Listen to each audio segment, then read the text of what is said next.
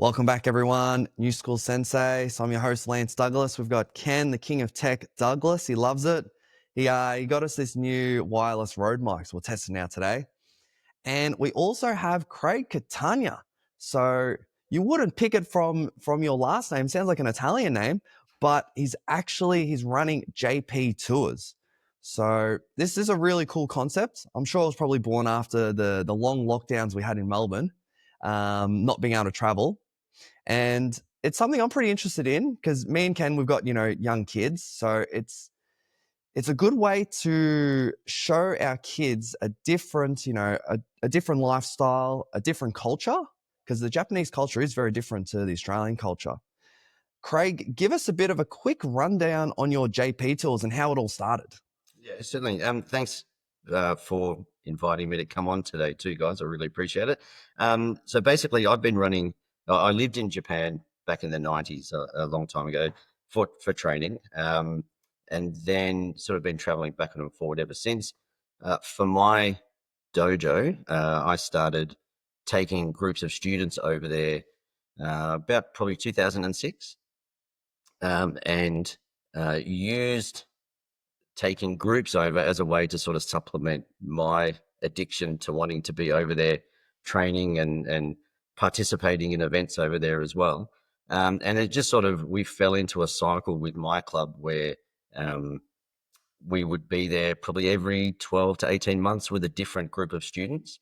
And then, as you said before, COVID hit, and that all came to a grinding halt. And post COVID, I was lucky enough to develop a relationship with the JTB, the Japan Travel Bureau, and then some other partners in Japan. And they've been helping us since. And been able to take groups of karateka and martial artists to Japan post COVID. I think 2023, we took 120 odd people over 2 different tours to Japan. And then last year, we were lucky enough to be given the opportunity from our Japanese group to organise a week-long seminar. And we had 170 people come from around Australia, New Zealand and the UK. And we ran a big seminar, and now we're able to take other groups over there if they'd like to come as well. Wow, that's awesome. So is it a side hustle or this is now your full-time thing, Craig? I'd like to say side hustle, but I was given an opportunity to speak to a group of club owners at the MABS conference a few weeks ago. And since then, I've had quite a few inquiries. And so it's slowly starting to take over more time. So we're now booking our calendar. 26 is almost booked up, and we're booking into 27 now. Wow. So how many tours would you be doing? Like, you're doing tours every month, or like you're no longer in Australia, you're in Japan right now? What's it going? No, I'm in sunny Victoria at the moment. But I'm lucky enough to be there. So I've got a tour going November, December. So I'll be there for 2 months at the end of this year. And then we're booking tours now March, April, May next year. There's certain times of the year that it's best to travel. And there are some months where we sort of recommend to people, give it a miss. And some of the peak tourist times in regards to the dojos that are open over there. So we try and avoid those peak times as well. And so we've got capacity for quite a few tours. Yeah. Wow, that's pretty people cool. who've been traveling with me for a long time, quite experienced karateka, and they're coming on board to help run tours as well. So there you go. I've got a lot of questions. I'm assuming so you're fluent in Japanese? No. Okay. I have my Japanese friends tolerate my Japanese, I think. When I was a kid and I lived over there, I worked in factories. So I did not learn formal, polite Japanese. And so my friends tolerate my Japanese and they're getting used to it. But after quite a few sakes, my Japanese is fantastic. There you go. I don't know how legible, but it's very good. Nice. And it seems like Japan's getting more popular. It feels like every second Aussie, if they're traveling, they go on Japan. So, So last year was the first time that Japan was more visited by Australians than Bali. Wow. There you go. There you go. I know, Kenny, how many times have you been to Japan? I feel like it seems like Ken's in Japan every year. Yeah, so I think I've been about 5 or 6 times. Which areas? Yeah, so I think it'd be cool if we sort of told our story a little bit, Lance, because I was just like following Lance's footsteps. So Lance was the first one there. So like, do you want to talk about, Lance, what got you inspired to travel over there, and then which clubs, which areas, and all that? I think Ken's getting like some sort of sleep deprivation or just I think you were the first one to go to Japan, and then I went over. I'm But I pretty think sure it was you, Lance. Like, I'm pretty You sure guys it are was. hard enough. You I guys are hard copied enough you. to tell apart. Normally, you're hard enough to tell apart, let alone when you're arguing who was first and who was second. No, Kenny was. I think you're talking about more because my travel initially was more for Thailand and Brazil, so I was doing more that type of cultural side. So Thailand with Muay Thai, and then Brazil with Brazilian Jiu Jitsu. Didn't you go to the JK like Hombu Dojo in Tokyo, and then you went to Osaka, and that's where I copied you. You were like, Oh, you yeah, got to you go are Osaka, right. Ken. Osaka's got the best You training. are right. Well, to be fair, my boy did wake me up at 1 o'clock. He wanted a milk. So, I said, no, I'm not getting off for you. He's like, please, daddy. And I'm like, okay. I went out, got the milk, filled it up, had to go to the toilet too. So almost stumbled up the stairs. I don't know how I did that. Gave him his milk and he says, it's not my favorite. I was like, what is this? And he didn't want the milk. So, yeah, I'm a bit sleep deprived. But anyway, yeah, so you are correct. I was first for us because our style is, Shotokan. So we went to the JK. And the thing I really enjoy about traveling for martial arts is that cultural side. So you have traditional martial arts. That's where you get the culture in the martial arts and through the martial arts. And then you have just combat sports. So combat sport would be boxing, kickboxing, wrestling. Even Brazilian Jiu-Jitsu is becoming more and more just purely combat. People kind of forget Brazilian Jiu-Jitsu is a Brazilian martial art. So, Craig, run us through. I had a little look at your website, and it's awesome. You're spending a lot of time there, and I get the vibe. It's not really like a Kentucky tour. It's on the age group of the participants. You can cater to any age group. But I liked how you said, even with your club, it's a lot of it is about the Japanese values, more specifically respect and etiquette. So can you talk through that and how, bringing your students to Japan can help to really foster that type of, those values? There's a couple of parts to that question where, so for me, the Budo culture is it's an exportable commodity for the Japanese. So it's the values that the instructors over there live the values. So it comes through in all elements of their teaching, the vibe of the dojos and all the different clubs you go into, and so it's not an enforced part of their syllabus. It's their lifestyle that comes through in their teaching. And so I feel that the more of my students I can expose to that, that's what I want in my club. I want that value just to be there all the time, not something that I have to force onto the students. It's just part of our dojo culture.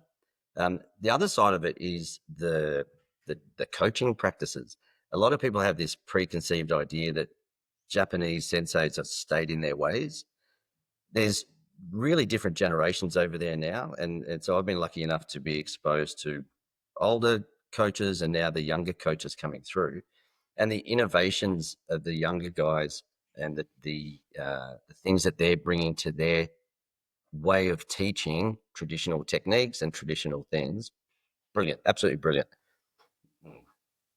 And then now speak to, because in the Australian society, I feel like with the younger generation, there's not too much respect and there's almost zero etiquette.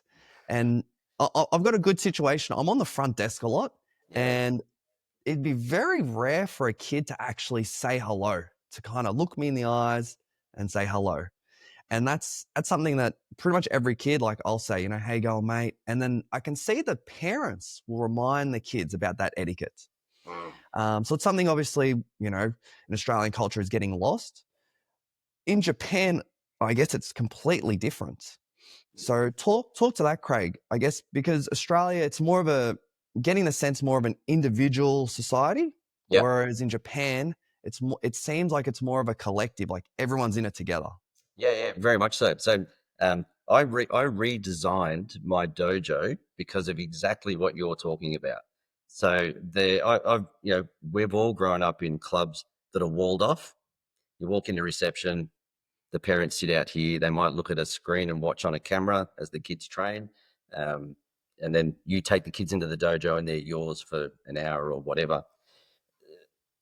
There's quite a few Japanese dojos now. They're just open plan. So there's a good friend of mine runs a club, and he's got parents sitting around the edge of the mats everywhere, and they are really invested into the kids' training. They video every time he stops a class and he explains a drill. They all pick up their cameras and they all start filming him. They film him teaching drills, and they take that home and they get invested into the kids' training, and they're part of it. And so then all of that flow down that you're talking about, the buy-in from the parents, the students are more invested because the parents aren't sitting there watching the kids doom scrolling on their phones. So I literally came home pre-COVID, knocked all the walls down in the dojo, opened it up, and we completely changed the vibe in our place and how we tried to get the parents more engaged into the classes. And that's a lot more common in the Japanese dojos than I guess over here. Wow, there you go. And then, so what are your experiences? I guess because you've been coaching longer than me and Ken. You're like the generation before us, and you would have seen different cohorts of students come through.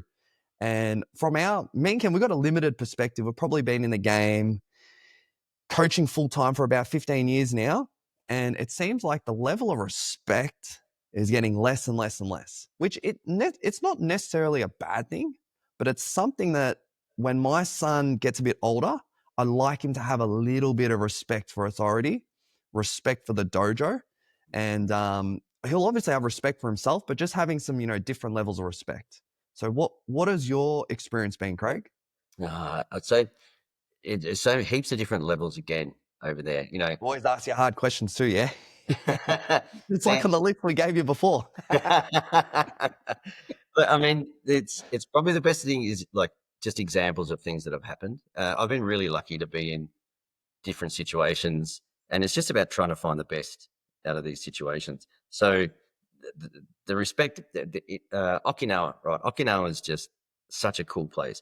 My karate is very, very Japanese, and I never had much interest in Okinawa, but I started going there in 2014, I think it was. Best place ever. They've got the Budokan. Every region in Japan has a Budokan. So you guys might have have you trained in Tokyo at the Budokan there? I only trained at the Honbu and then just out of, I guess, basketball courts. Yeah, okay. So each municipality has a council run Budokan, and it's for all martial arts. So there's judo in there, there's jiu-jitsu guys, kendo rooms. The one in Kyoto has an archery range. Everywhere. But the one in Okinawa, so the matted space would be maybe 20 across by about 40 or 50 long. And there's about 4 stories of these mats. You go in there, you pay your $1.30. It's literally 130 odd yen. You go in and you have free use of the whole space. The cool thing about this area is all the old men, everybody from around Okinawa, they all just rock up there and train and practice together. So that level of respect between all the different instructors, they're all just there training. You rock up as a Westerner, and if you sit back and you practice yourself, you show the right amount of respect, and you should see how open these people are to exchanging with you and training with you. We had met a gentleman there. Some of your viewers might have heard of a gentleman named Yogi Sensei. He passed away, I think, last year. Really respected in the Kabuto world and karate as well. He was just there practicing on the floor. We got talking. Anyway, he said, "Come back tomorrow. We're going to do more training." "Sorry, Sensei, we're flying out tomorrow." "No problems. See you next time." We got grounded because a typhoon hit the island. We couldn't fly out. So I said to the group, I was there with about 20 tour participants, and I said to them, "All right, let's go back to the Budokan. We've got nothing else to do," and see if Yogi Sensei's there. We rock up. This 80-odd-year-old dude is sitting outside on a park bench with his 60-odd-year-old mate. And the Budokan, we rocked up and said, "Oh, Sensei, we're here. Can we do some training?" "Sorry, the Budokan's closed because of the storm." Bummer. His mate goes, "We can train here if you want to." So we ended up full-on Karate Kid movie 2 vibes, standing under these bleachers with our runners on, training with this 80-year-old as a typhoon hit us. He didn't ask for any money. He just trained. We were there for about 2 hours with him. And the amount that he gave us in knowledge and training, and the way that the flow of the respect between the students, it was amazing. That's the vibe that I want my students to come back to Australia with, and that's how I feel is the best way for them to spout on about the respect that this guy gave us, so we gave him that, and that's the culture that comes back from these experiences. Yeah, I find the Japanese people are very generous. I know with one of my visits, my wife and I, we got lost, and we just asked. Actually, no, we didn't even ask. One of just a Japanese person just came up to us and just started speaking to us, and they literally stopped what they were doing and walked us to the train station. Like they were going in the opposite direction. They stopped and just walked us to the train station. So I don't know how common that would be in Australia, but you get a lot of, really generous people. Like, you guys know how tricky it is here in Australia to get to get karate schools to cross train and to work together. Yeah. And there's always a little bit of, no, we do it this way. We do it this way. So I went to a seminar in Tokyo. So I did a day-long Goju seminar with Higoana Sensei from Okinawa. So this group in Tokyo flew him up for the day. It was the Kanazawas, one of the biggest Shotokan groups in Tokyo. They brought this Goju master up, and everyone on the seminar were all their Shotokan students. They wanted to cross-train with the Goju guys so they could understand each other's technique better. There was no, we do it this way, you do it that way, no animosity. It was just that respect, and they just trained together. We just trained together all day. It was awesome. Yeah, that's beautiful. Yeah. Kenny, hit us up. I know you've got some questions. Kenny, I think I'm a little bit more philosophical. Ken's a bit more, he's very practical. Like, he just wants to get straight into the biscuits of gravy. I've got a set of questions, but I thought if we're doing story time, I might as well give my 2 cents in, boys. I don't know if you got any positive stories though, Ken. Yours is, getting someone pull a knife on you, or This isn't Brazil, bro. Japan. No. If someone pulled a knife on you, it'd be in the media for months. Oh, really? Yeah. So I guess from my experience, I guess if we look back at our journey in martial arts, we thought that martial arts was one way. We thought it was very strict. There was a lot of traditions that we inherited. So when we went over there to train, it was a big mindset shift. So like one of my first experiences there training was that, I was doing a few blocks. I saw the instructor coming straight at me. I sort of tensed up a bit because I was thinking that this guy was going to slap me or hit me, because that was what I thought training was, like it was very hard, a lot of push-ups on the knuckles, all that sort of stuff. But this instructor just gently moved my hand. I was like, holy moly. And then like another training session, we literally finished the training session. We pulled up the mats, we got some chairs out, and we're drinking sake. Yeah. It was like such a big shift. And like I was talking through all the traditions that we inherited from our former club, because I used to do like black belt ceremonies where they'd have the hakama, the candles, the Japanese Yeah. music. And these Japanese guys were laughing. They're like, hakama? Hakama's not karate. And Yeah. they're like, candles? Like, this is Hollywood. And I was just running through all the stuff that I thought Shotokan karate was. And these guys were laughing. They were like, nah. This is all Hollywood, all this stuff. So that's Yeah. something that I was able to bring back to the dojo, just pretty much clean the slate, really. Like all the old stuff that we inherited that we thought was karate. I guess it is a form of karate, but it really made me question, like, why are we doing these things? And even some simple stuff like, I know it's probably a common practice in Victoria and Australia. You know that, like, when you get your black belt, you're a Shodan Ho. Like over there, it's just straight to Shodan. I don't know if you do something similar, Craig. Do you have that provisional black belt, or do you go I straight to do. Shodan? I do, but for a different reason. So I do because so the Japanese. I'm quite fortunate with my relationship with my Japanese sensei, and so I'm accredited to grade people to a certain level, but I choose not to. So I I I like to grade my people to black belts, but then I want them to have the fortune of being able to grade with the Japanese and have Japanese ranks.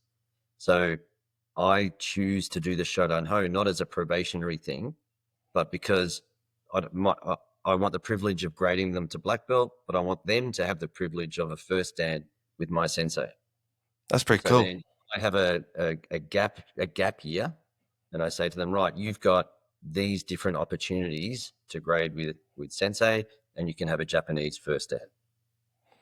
Yeah, that's pretty cool. Yeah, but yeah, I thought that'd be cool to just to share for you boys my experience of yeah, It's I guess with it's my spot training on. journey. It's it's um uh it's yeah, there is this mindset here that it's a very mystical thing in Japan, and it's a very but it's not, is it? It's just It's very relaxed. train. You just train. When Yeah. you're training, you train hard, and when you stop, like you said, pull the mats up, pull the chair. Mate, I've been in dojos where they've brought in half-cut steel drums. I'm not joking. He brought in half-cut steel drums, put hot coals in them, fired up the barbecue, and we've had barbecues in the dojo. Yeah. So it's more community based. It really is. Um, you know, I had a conversation with an Australian instructor, and we're talking about how many older seniors this person has in their dojo, how many people that have stayed with them for 20, 25, 30 years. And that's not even a conversation you would have in Japan, because once you're in the dojo and once you've gotten to a certain level, there's a big drop off for kids in Japan. So a lot of dojos are very heavy, 13 years and under, tons of kids. That gap between 14 and 18 is a big drop off because of the way the school system works. But if you've got a student that's with you through the adult years, you're just part of the community. 100%. And it's always embarrassing. You got your 60-year-old who's standing right next to you, can do full splits, and the Westerner is like struggling. Like I'm struggling with my splits. These, like the guys in 60s, Mate. No, 70s. that's just genetics. Just blame genetics. Well, you've got no excuse. I've got half of the genetics. Yeah. But it definitely is a way of life for them. So they're still smashing it out. 60, 70 years old, Yeah. still really good splits, really good kimmy, everything, mate. They're smashing it. A mentor in Saitama that I learned heaps over the last few years in teaching small kids. And Nobetsu Sensei passed away 2 years ago. He was 94 Wow. when he passed away. And he was still teaching junior beginners and little tackers right up until the end. Respect. Every day. Respect. Yeah. And we're walking in the street going out for coffee, and he's jumping up and down garden beds and acting the kid, and he was in his 90s. And so what you said is spot on. Yeah, respect. I think I'd like to give a question to Lance, because we got a lot of people that listen and view that train different martial arts. So Brazilian Jiu-Jitsu, Taekwondo. So Lance, from your experience, because you've been to Thailand doing Muay Thai, Brazil, Japan. I don't know if you've been in any other countries to train. I think you're doing some karate in Greece, weren't you, Lance? You're doing a bit of Nice. Yeah, did some karate there, Singapore. I think that's pretty much it. Yeah. Yeah, that's pretty limited actually.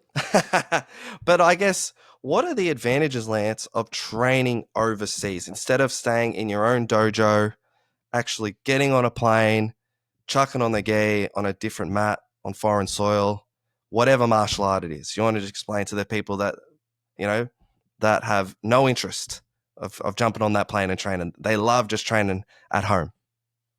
Yeah, maybe I'll do my opinion, and then Craig, it'd be good for yours too. So for me, when I'm on holiday, I don't have to worry about the dojo. Me and Ken have an agreement. When we're on holiday, the other twin has to pick up the slack. So if I'm on holiday, I don't think at all about the dojo. I don't even think about. It's probably not a good thing. I don't think about my gas, electricity, my mortgage repayments. I don't think about nothing when I'm overseas. So that first aspect, if I can go, say I'm going to Thailand and I know I've got 2 weeks of training, I'm pretty much like a full-time athlete. So I've got my morning session, I'm getting a nap in at midday, I'm getting good food, I'm getting the Arvo session in, I might do some yoga at night, and I'm pretty much full-time, and it's very rare to get that opportunity. If you got to work your 9 to 5, you're still at home, it's going to be probably near impossible for me to get that experience again with a kid. Hopefully once he's in high school or maybe even primary school, me and Soph can get off to a good holiday. But I think just having that full immersion, and then the other side of it is I like to pair it up with learning the language. So, if I'm in Thailand, I'm learning Thai, Brazil, Portuguese. In Japan, learn a bit of Japanese. So in essence, it's just, you're literally able to leave your previous world and then jump straight in. And martial arts is cool because it's a healthy lifestyle. It's not like I'm going over to Thailand, I'm going to, Bangkok, Pattaya, doing a lot of bad things. Going to Japan, you're training. I had a look at the itinerary, Craig, for your March tour. It looks really, really, really good. Yeah, if I didn't have a kid, oof, I'd definitely sign up for that one. Because from your itinerary, you got training every day, which is good. Because if you're on holiday, if I don't train on holiday, I'm gonna get really fat, and I'll probably get diabetes. Let's be honest. So training, have to train. If we can train in the morning too, because if you train in the morning, it sets your diet right for the rest of the day. You can pretty much eat whatever you want for the rest of the day. So I say, you got training every day, and then you have a cultural activity, because it's all well and good to train, but you need to do something during the day. And just that whole package, it's almost being in heaven. It's like, if I was to go to heaven, that would pretty much be it. So that's probably why me and Ken love martial arts. Like for us, we love the lifestyle and just everything that comes with it. So basically, everything that you just said is 100%.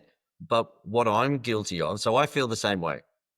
I think since I was about 14, I think I've had one holiday where I didn't pack a gi in my bag. But I forget that my students and my members at my club, they feel the same way. And so that's what I would say to anyone, that any of your subscribers or listeners, is that we forget and we go off and we have these experiences, but if we can find a way to bring our students with us, they want to have the same experience as well. And then that culture comes back into the dojo. So for me, just the whole tour culture thing's just grown really organically because of pretty much everything you just said, Lance. Yeah, we're on the same wavelength. Just because mindful of time, we'll go more into the more practical questions about the JP tours. So we've got our students, we're keen. Yep. The interest rates we've lowered, so they've got a bit more spending money. They can, Yeah. We're in Newport, Williamstown. They're definitely the highest socioeconomic bracket, so they can afford it. Logistically, so if we book the tours, is it the sensei's job to wrangle the students in, or is that So the tour host? basically, no. So we'll do everything together. We'll do everything together. So the first thing is we nut out an itinerary. We start with the dream itinerary, and then we try and bring it back to realism. Yeah. Then we try and pick the right time of year, and that'll have an impact on the itinerary.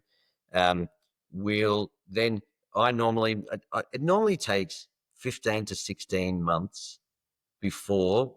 So from the time of we start the discussion to when we meet at the airport, then we're off. Really? It takes that long? Yeah, because you need to, because it's not just the tour, it's all the fun stuff leading up to it. So basically, about a year out, we do a presentation to the club. Everyone comes, all your target audience comes, questions and answers and everything. Then we host your club's tour on our website, but it's all branded for your dojo. So your students all just see your dojo. Then we have expressions of interest, we take bookings, we get it all set up. Once it's established and once it's booked, I try and have the tour booked probably a good 8 months before we leave, because then together we should schedule events. So your students aren't just getting the tour, you guys are getting to train and prepare your students for the tour. So you should have, once a month, once a fortnight, whatever, training sessions for those people leading up to it. We chuck in some Japanese language lessons for fun, Japanese in the dojo, shopping Japanese, how to find a toilet in Japanese, all that sort of stuff. Then we go. And so there's all this stuff that happens before the tour that makes it a real experience. And then we're off and we do it all together. So it's basically the way I look at it is you guys. So if I was doing a tour for Twins Martial Arts, you two are my clients and your students are the participants. We have a financial partnership. So there's a remuneration, there's a kickback per booking to you guys. And it should be the equivalent of one of your trips.